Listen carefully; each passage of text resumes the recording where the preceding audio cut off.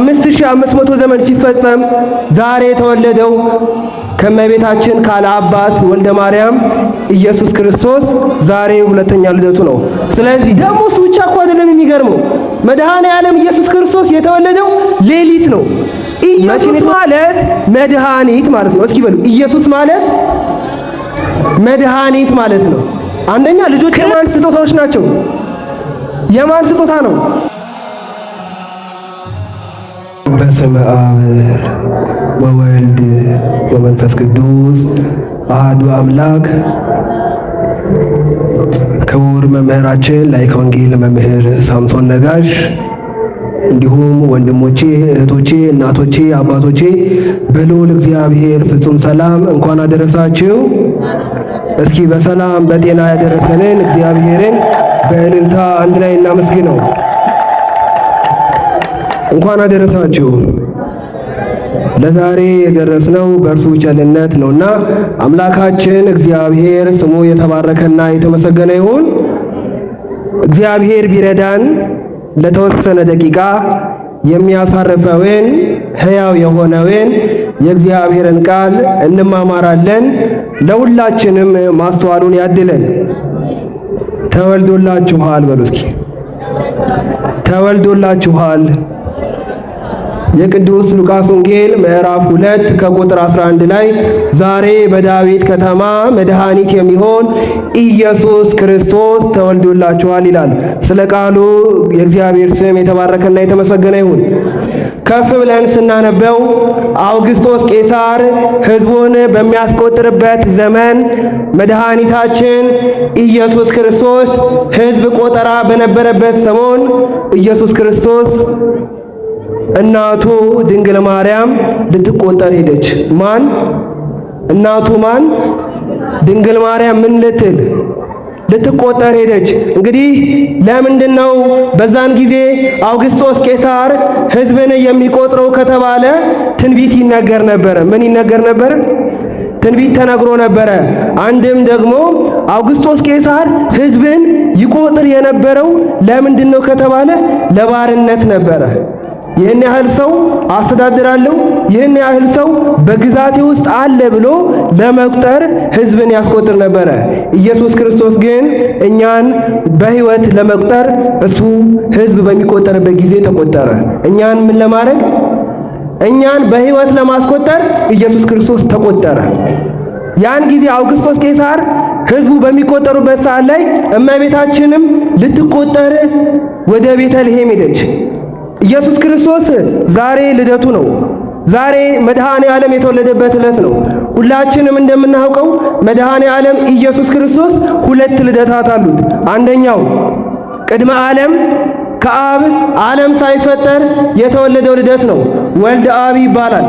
ሁለተኛው ድኅረ ዓለም ለአዳምና ለልጆቹ የገባው ቃል ኪዳን 5500 ዘመን ሲፈጸም ዛሬ የተወለደው ከመቤታችን ካለ አባት ወልደ ማርያም ኢየሱስ ክርስቶስ ዛሬ ሁለተኛ ልደቱ ነው። ስለዚህ ይህች ቅድስት ቤተክርስቲያናችን ወልደ አብ ወልደ ማርያም በተዋህዶ ከበረ ብላ ታከብረናለች። ወልደ አብ ወልደ ማርያም ብላ ይህች ቅድስት ቤተክርስቲያን ታስተምራለች። ይህ ማለት ምንድነው? ኢየሱስ ክርስቶስ የአብ ልጅ ነው፣ የእመቤታችን ልጅ ነው። ቅድመ ዓለም ከአብ ያለ እናት፣ ድኅረ ዓለም ደግሞ ያለ አባት ከእመቤታችን ኢየሱስ ክርስቶስ ተወልዷል። እንኳን አደረሳችሁ፣ እንኳን አደረሳችሁ። የሚገርመው ነገር መጽሐፍ ቅዱስ ላይ ትንቢተ ኢሳይያስ ምዕራፍ 53 ቁጥር 12 ላይ ከበደለኞች ጋር ተቆጠረ ይላል። ከምኖች ጋር? እሱ ግን በደል የለበትም። እሱ ግን ንጹህ ነው። እሱ ግን አምላክ ነው። ግን ከማን ጋር ተቆጠረ? ምን ለማድረግ? የኛን በደል ለመፋቅ፣ የኛን በደል ለማስተስረይ፣ የኛን ኃጢአት ይቅር ለማስባል ኢየሱስ ክርስቶስ ከበደለኞች ጋር ምን አለ? ተቆጠረ። እንግዲህ ጌታ የተወለደው መጽሐፍ ቅዱስ እንደሚነግረን አውግስጦስ ቄሳር በነገሰበት ወራት ነው። ያን ጊዜ ኢየሱስ ክርስቶስ ተወለደ። በየት ተወለደ? በቤተልሔም። በየት ተጸነሰ? በናዝሬት። ናዝሬት ተጸነሰ። መልአኩ ቅዱስ ገብርኤል በናዝሬት ከተማ መጥቶ እመቤታችን ቅድስት ድንግል ማርያምን ትጸንሲ ብሎ ትጸንሻለሽ ብሎ ነገራት። ናዝሬት ትንሽ ከተማ ናት። ናዝሬት በገሊላ አውራጃ የምትገኝ ከተማ ነች። ነገር ግን ኢየሱስ ክርስቶስ የተወለደው ደግሞ በቤተልሔም ነው። ቤተልሔም ማለት የእንጀራ ቤት ማለት ነው። ምን አልኳችሁ? ቤተልሔም ማለት ምን ማለት ነው? የእንጀራ ቤት ማለት ነው። እንግዲህ ብዙ ታሪክ አለው። አባቶቻችን እንደሚያስተምሩን በቤተልሔም በእንጀራ ቤት ውስጥ ዘላለማዊው እንጀራ ኢየሱስ ክርስቶስ በቤተልሔም ተወለደ።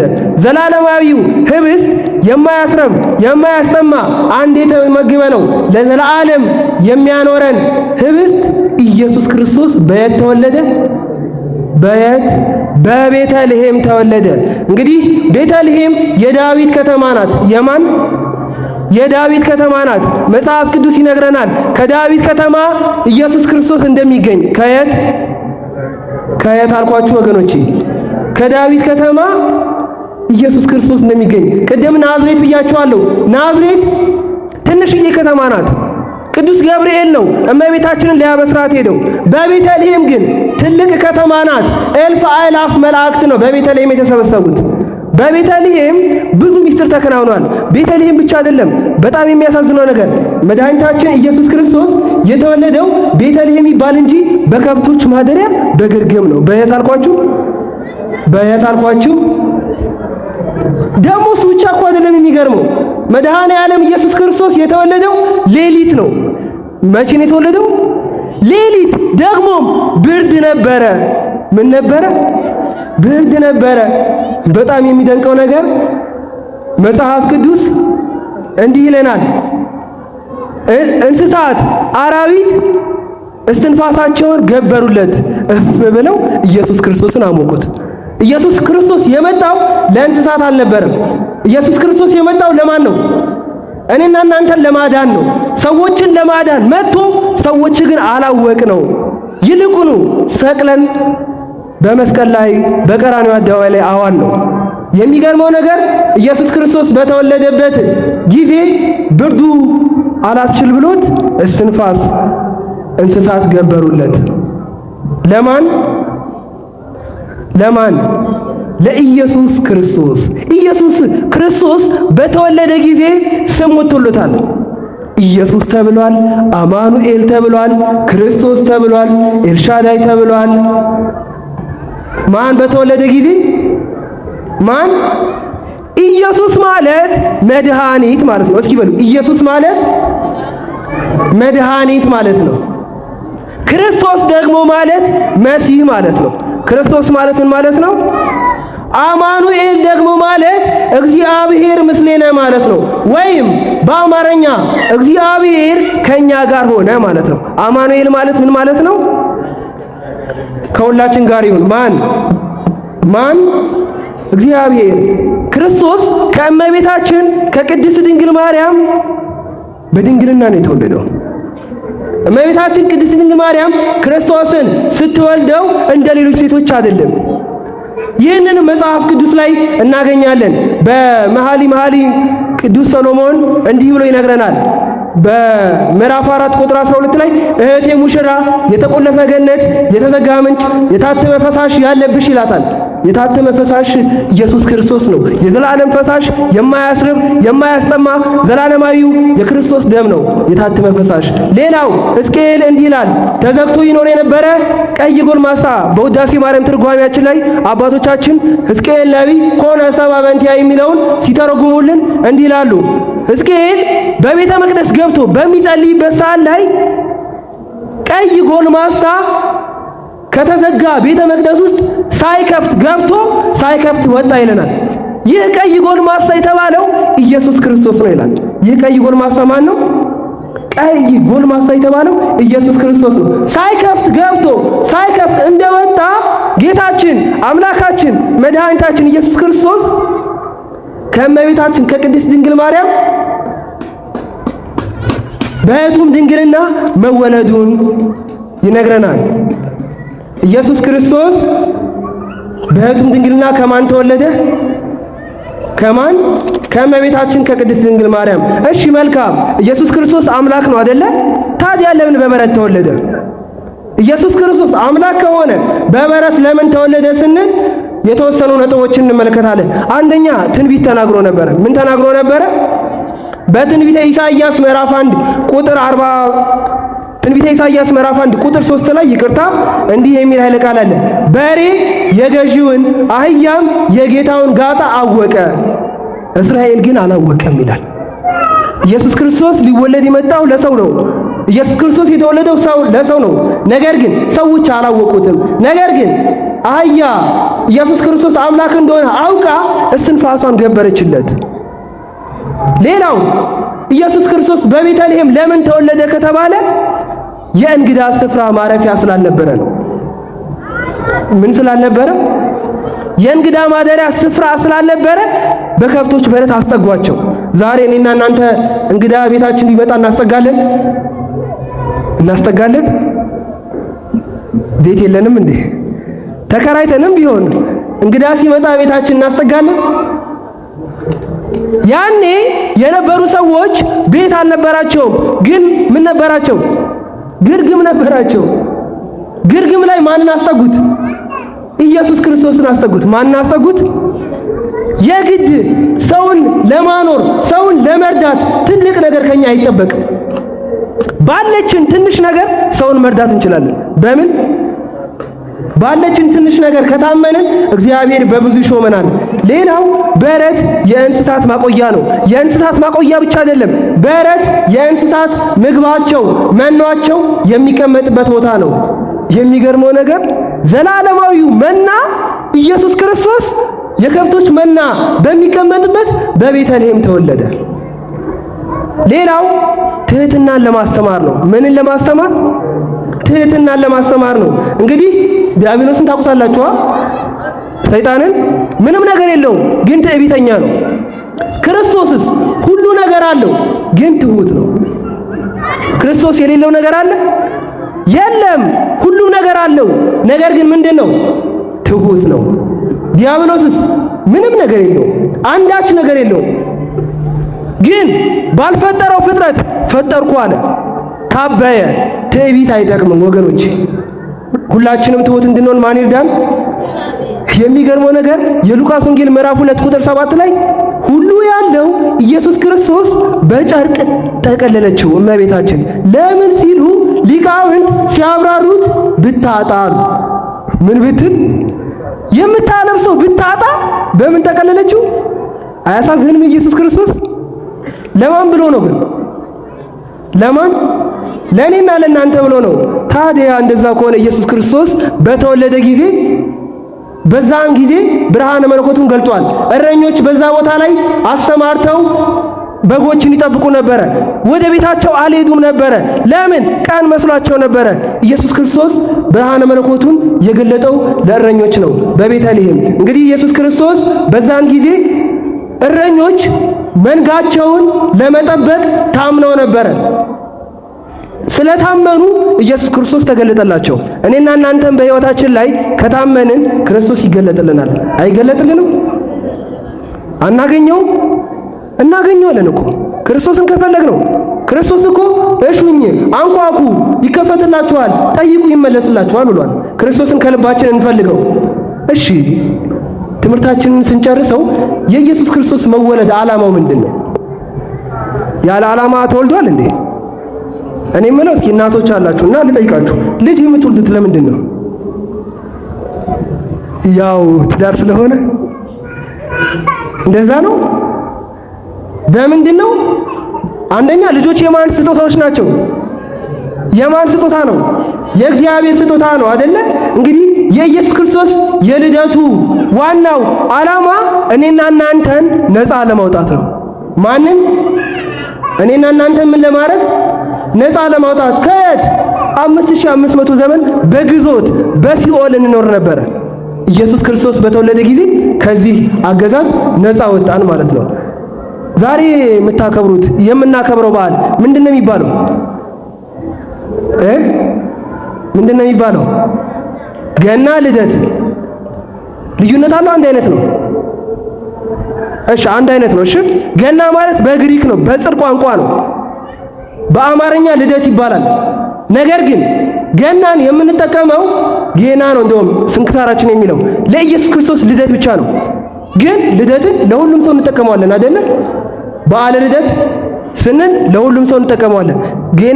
ገናን ግን ለማንም እንጠቀመው ለኢየሱስ ክርስቶስ ነው የምንጠቀመው። የሚገርመው ነገር ክርስቶስ የቃልም የተግባርም መምህር ነው። የምን መምህር ነው? የቃልም የምንም የተግባር መምህር ነው። አዳም በወደቀ ጊዜ ከ5 ቀን ተኩል በኋላ መጥቼ ከልጅ ልጅ ተወልጄ አድንሃለሁ አለ። ቃሉን አላዛነፈም። እኔና እናንተም ለቃላችን ታማኝ እንድንሆን ማን ይርዳን? እግዚአብሔር አምላክ ይርዳን። እንግዲህ ኢየሱስ ክርስቶስ በተወለደ ጊዜ እኔና እናንተ ምን አገኘን? አንደኛ ሰላም በሉ እስኪ። አንደኛ በሉ ሰላም። ምን አገኛችሁ? ምን አገኘን? ማን በተወለደ ጊዜ? ኢየሱስ ክርስቶስ በተወለደ ጊዜ። ስለዚህ ኢየሱስ ሰላማችን ነው። ሰላማችን ማን ነው? ኢየሱስ ክርስቶስ ሰላማችን ነው። ሁለተኛው ምን አገኘን መሰላችሁ? ፍቅር አገኘን። ሁለተኛ ምን አገኘን? ፍቅር አገኘን። እኔ ምነው ትፋቀራላችሁ? እንፋቀራለን? ይሄ የባልና ሚስት አይደለም። ሰው ከሰው ጋር እንፋቀራለን? ባልንጀራችን እንወዳለን? እኔ ምነው እስኪ መልሱልኝ ለራሳችሁ። የማታውቁትን ሰው ታፈቅራላችሁ? የታወቀው አታፈቅሩማ? አናፈቅርማ? ታዲያ ክርስትና ይጎለናል ማለት ነው። ክርስትና እኮ በማቴዎስ ወንጌል ምዕራፍ 5 ላይ እንደተነገረን ባልንጀራችንን እንድንወድ ነው የታዘዝነው። ማንን? አክስት፣ አጎት፣ ወንድም፣ እህት ብቻ አይደለም። ጠላት እንድንወድ ነው። ማንን እንድንወድ ነው የታዘዝነው? ማንን አላችሁ ወገኖች? ጠላት እንድንወድ ታዘናል። ክርስቲያን ነው ስማችን። ክርስቶስን መምሰል አለብን። ጠላታችንን መውደድ አለብን። ስለዚህ ክርስቶስ በተወለደ ጊዜ እኔና እናንተ ምን አገኘን? ፍጹም ፍቅር አገኘን። እንድንፋቀር ማን ይርዳን? ሶስተኛው ኢየሱስ ክርስቶስ በመወለዱ ምን አገኘን? የይቅርታ ልብ አገኘን። ምን አገኘን ወገኖች? እኔ የምለው እስኪ አንድ ልጠይቃችሁ። ማንም ሰው መቃብሬ ላይ እንዳይቆም ብላችሁ ትልልቅ እናት አባቶች ተጣልታችሁ ታውቁ ይሆን? በተለይ በዚህች በምታልፈው በርስት ጉዳይ ግን አይባልም። ምክንያቱም ክርስቶስ የይቅርታ አምላክ ነው። ማን? ክርስቶስ ምንድነው አልኳችሁ? እኛ ክርስቲያኖች ደግሞ ይቅር መባባል ፍላጎታችን ሳይሆን ግዴታችን ነው። ካለበዛ አንጸልይም። አባታችን ላይ ሳንጸልይ እንኖራለን ማለት ነው። የማይጸልይ ሰው ደግሞ ሕይወት የለውም። የማይጸልይ ሰው ደግሞ ከክርስቶስ ጋር ህብረት የለውም። ስለዚህ ክርስቶስ በመወለዱ ምን አገኘን? ይቅርታን አገኘን። ክርስቶስ በመወለዱ ምን አገኘን? ይቅርታን አገኘን። ክርስቶስ በመወለዱ ከኢየሱስ ክርስቶስ ልደት ምን እንማራለን? የነቢያት ትንቢት ተፈጽሟል። የነቢያት ትንቢት ምን ብሏል? ሚክያስ በምዕራፍ 5 ቁጥር 21 ላይ አስተምሮ በሚሄድበት ሰዓት ላይ ቤተልሔም ፈት ሆና አያት። እነሆ አንቺ ቤተልሔም እንደዚህ ፈት እንደሆንሽ አትቀሪም፣ ከይሁዳ ነገሥታት አንዱ ይነግስብሻል፣ ከኢየሩሳሌምም ታላላቅ ነገሥታት አንዱ ይነግስብሻል፣ ኢየሱስ ክርስቶስም ይወለድብሻል ብሎ ትንቢት ተናግሮባት ሄዷል። በጊዜው ዘሩባቤል ነግሶባታል፣ አሕዛብ ገብረውባታል፣ ድምፀ ነጋሪት ተሰምቶባታል። ይቺ ቤተልሔም በስተመጨረሻ መላእክት አመስግነውባታል። ሰብአ ሰገል ወርቅ፣ ዕጣን፣ ከርቤውን ገብረውባታል። ስለዚህ ኢየሱስ ክርስቶስ መወለዱ ትንቢት ተፈጽሟል። ሌላው የፍጥረት ሁሉ ናፍቆት ተገልጦበታል። ፍጥረት ሁሉ ና አድነን ፈኑ እዴከ እማርያም፣ እጅህን ከላይ ከአርያም ላክና አድነን እያሉ ይጸልዩ ነበረ ነቢያት ሁሉ። የእነሱ ጸሎት የተሰማበት ቀን ነው ዛሬ። ይህችን ቀን የሰጠን እግዚአብሔርን እስኪ አመስግኑት። ሌላው የሚገርም ነገር ልንገራችሁ። የምህረት ዓመት አንድ ብለን መቁጠር የጀመርነው በክርስቶስ ልደት ነው። በማን ልደት? አሁን ዘንድሮ ስንት ምን ዓመተ ምህረት ላይ ያለ ነው? 2000 ስንት? ኢየሱስ ክርስቶስ በተወለደ ጊዜ ነው አንድ ብለን መቁጠር የጀመርነው። እግዚአብሔር ይመስገን 2018 ላይ ደርሰናል። ሌላው የማይመረመር አምላክ በስጋ ተገለጠ። ምን የማይል አምላክ? የማይመረመር አምላክ በምን ተገለጠ? በስጋ ተገለጠ። ሌላው በዛሬው ቀን ትልቅ ደስታ ነው። ምን መሰላችሁ? ሰውና መላእክት ተጣልተው ነበረ። ሰውና እግዚአብሔር ተጣልቶ ነበረ። ሕዝብና አሕዛብ ተጣልቶ ነበረ። ነገር ግን ክርስቶስ በተወለደ ጊዜ ሰውና መላእክት ታረቁ፣ ሰውና እግዚአብሔር ታረቀ፣ ሕዝብና አሕዛብ ታረቁ። ምክንያቱም ኢየሱስ ክርስቶስ ከሕዝብም ከአሕዛብም ነው የተወለደው። ስለዚህ በዛሬ ቀን መላእክት እና ሰው አንድ ላይ አመሰግኑ። ምን ብለው? ስብሐት ለእግዚአብሔር በሰማያት ወሰላም በምን ስምረቱ ለሰብ ብለው። እስኪ በሉ ተወልዶላችኋል። ማን የተወለደው? ለምን ተወለደ? ነፃ ሊያወጣን። ለምን ተወለደ? ለምን ተወለደ? ለምን ተወለደ? ፍቅሩ ሊሰጠን። ለምን ተወለደ? በዚህ በኢየሱስ ክርስቶስ በዓል ላይ ስጦታ እንሰጣጣለን አይደለ? መልካም ነገር ነው። ግን ስጦታ መስጠትን የነገረን ያሳየን ኢየሱስ ክርስቶስ ነው። ማን ነው? እንዴት መሰላችሁ? በመጀመሪያው ኢየሱስ ክርስቶስ 21 ፍጥረታትን ፈጠረና ለአዳም ሰጠው። ከእሑድ እስከ ዓርብ ያሉት ፍጥረታት ለአዳም ስጦታ ነው። ስለዚህ እግዚአብሔር መጀመሪያ የሱ የሆነውን ለአዳም ሰጠው። ሁለተኛው ግን ይገርማል፣ ይደንቃል። ሁለተኛው ምን መሰላችሁ? ራሱን ነው የሰጠው። ማን ነው የሰጠው? እስኪ እናንተ ስጦታ ብትሰጡ ራሳችሁ ትሰጣላችሁ? ምናልባት ካለን ላይ ቆርሰን እናጎርሳለን፣ ቀደን እናለብሳለን። ነገር ግን ራሳችንን እንሰጣለን? አንሰጥም። እግዚአብሔር ግን ማንን ነው የሰጠው? ራሱን፣ ልጁን ኢየሱስ ክርስቶስን ነው። በዚህ በስጦታ ላይ አንድ የሚነገሩ ታላቅ አባት አሉ። ቅዱስ ኒቆላዎስ ይባላሉ። ማን ይባላሉ? ማን ይባላሉ? ይሄን ነገራችሁ ጨርሳሉ። ቅዱስ ኒቆላዎስ ይባላሉ። በጣም የባለዝና የባለ ሀብት የባለ ጸጋ ልጅ ናቸው። ነገር ግን እሳቸው መናኝ ነበሩ። ይህ ዓለም ንብረት አያጓጓቸውም ነበር። ነገር ግን ካጠገባቸው ደግሞ ደሃ ሰው ነበረ። ምን ነበረ? አንድ ደሃ ሰው ነበረና 3 ሴት ልጆች ነበሩት። ስንት ልጆች ነበሩት? 3 ሴት ልጆች ነበሩት። ምንም ታሪኩ ከበዓለ ልደት ጋር ባይገናኝም ከስጦታ ጋር ግን ይገናኛል። ቅዱስ ኒቆላዎስ ታኅሳስ 10 ስንክሳራችን ላይ የምናገኘው ታሪክ ነው። እና ቅዱስ ኒቆላዎስ የዚህን የጎረቤቱን መቸገር አይቶ ያዝናል። እና ይህ ሰው ጎረቤቱ 3ቱም ልጆቹ በረሃብ ሊሞቱ ስለሆነ ወደ መጥፎ ነገር ወደ ሴተኛ አዳሪነት ሊሄዱ ሲሉ ይህ ቅዱስ ኒቆላዎስ ያይና ከአባቱ 100 ዲናር ወስዶ ለዚህ ሰው በር ላይ ያስቀምጥለታል። ይህም ሰው ጠዋት ላይ በሩን ሲከፍት አይቶ እግዚአብሔርን አመስግኖ አንዲቱን ልጁን ይድራታል። ሁለተኛ ሁለቱ ልጆች ወደ አልሆነ መጥፎ ሕይወት ሊገቡ ሲሉ ቅዱስ ኒቆላዎስ አሁንም እግዚአብሔር ረድቶት አይቶ ምን ያደርጋል? ከአባቱ አሁንም 100 መክሊት ተቀብሎ ሄዶ በሩ ላይ ያስቀምጣል። አሁንም ሁለተኛውን ልጁን ለባለጸጋ ይድራል። ሶስተኛ ላይ ግን ይህ ደሃ ሰው ማን ነው እንደዚህ በሬ ላይ የሚያስቀምጠው ብሎ ዛሬማ ተግቼ አይቼ አገኘዋለሁ ይህን ሰው ብሎ ሳይተኛ ይጠብቀዋል።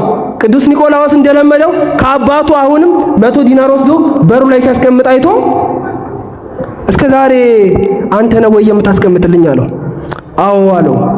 እንግዲህ ቅዱስ ኒቆላዎስ ማለት ስጦታ በመስጠት የሚታወቅ ታላቅ አባት ነው። እኔና እናንተም ስጦታ እንሰጣጣለን አይደለ?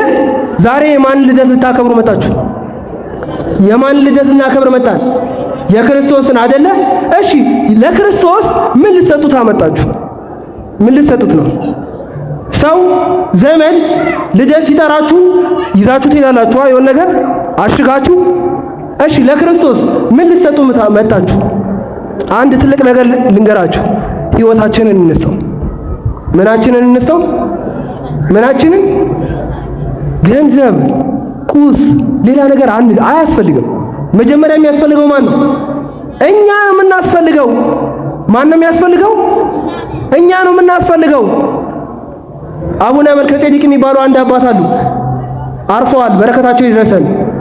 በሚያስተምሩበት ቦታ ላይ ሌላ ነገር አትስጡኝ፣ ልጆቻችሁን ብቻ ስጡኝ ብለው ከየቤቱ ልጅ እየለቀሙ ያስተምሩ ነበር። ምን ያደርጉ ነበር? ከየቤቱ ልጅ እየለቀሙ ያስተምሩ ነበር። አሁን በዚህ ድል የተጠቀሙ ሰዎች ትልቅ ቦታ ላይ ደርሰዋል። ስለዚህ ለኢየሱስ ክርስቶስ በዓለ ልደት ምናችንን እንስጥ? ሕይወታችንን። ምናችንን እንስጥ? ሕይወታችንን ለሱ እናስገዛ። ሌላው ኑሯችን፣ ትዳራችን፣ ትምህርታችን፣ ስራችን መልካም ይሆናል። ሕይወታችን ለማን ተወልዶላችኋል? ለማን ተወለደ? ክርስቶስ ለእኛ ከተወለደ እኛ ደግሞ ለሱ ትንሽ ሕይወታችን